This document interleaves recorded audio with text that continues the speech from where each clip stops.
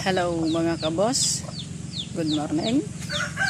Ayan, so kung makikita nyo mga boss, tapos na yung ating kulungan para sa mga maliliit na sisiw, para kahit papano safe sila.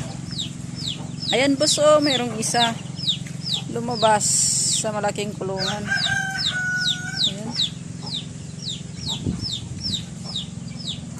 Tapos na, pwede na natin silang i-transfer mamaya. Ayan.